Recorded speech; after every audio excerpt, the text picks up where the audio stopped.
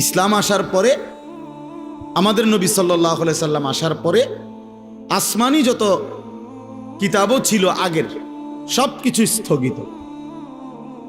নবী সাল্লাল্লাহু আলাইহি ওয়াসাল্লাম বলছেন, আজকে যদি আমার জামানায় মূসা নবীও বেঁচে থাকতো তো সেও আমাকেই অনুসরণ করত।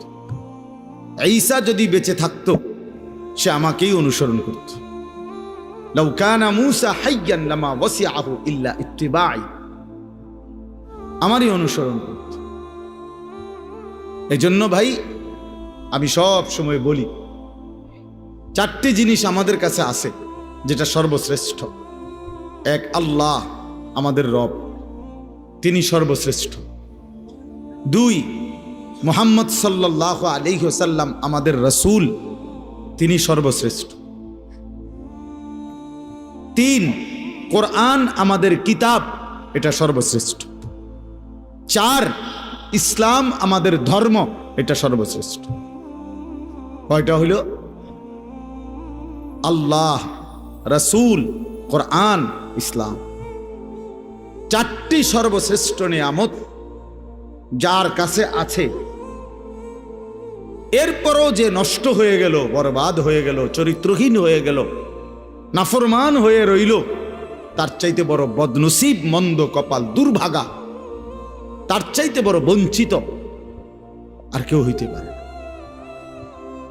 আর কেউ হইতে পারে। এই জন্য আমি সবসময় নওজোয়ান ছেলেদেরকে বলি যে বাবা, তুমি, আল্লাহ তোমার রব, মুহাম্মদ সাল্লাল্লাহু আলাইহি সাল্লাম তোমার রাসূল, কোরআন তোমার কিতাব, ইসলাম তোমার ধর্ম, এত বড় চারটি সর্বশ্রেষ্ঠ নিয়ামত তোমার থাকার পর তুমি নষ্ট হইলা কেমনে? তুমি চরিত্রহীন হইলা কেমনে? কিসের অভাবে? তুমি এক ওয়াক্ত নামাজ পড়তে চাও না, আল্লাহকে চেনো না, আখিরাত পরকাল বলতে কিছুই ভাবো না, এত বড় অসভ্য কেমনে হইলা? আল্লাহ যার রব সে বেনামাজি হয় কেমনে?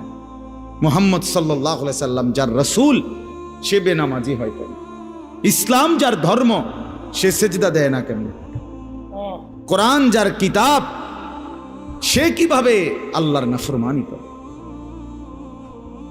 কি কারণে নষ্ট হয়ে গেল? আহা, কি কারণে বরবাদ হলো? ইহুদিদের কাছে আল্লাহ নাজিলকৃত কোনো আসমানি কিতাব এখন নাই, যেটা আছে সেটা বানোয়াটি। খ্রিস্টানদের কাছে আল্লাহ নাজিলকৃত আসমানি কিতাব এখন নাই, এটা তারাও মানে, যেটা আছে সেটা তাদের বানানো।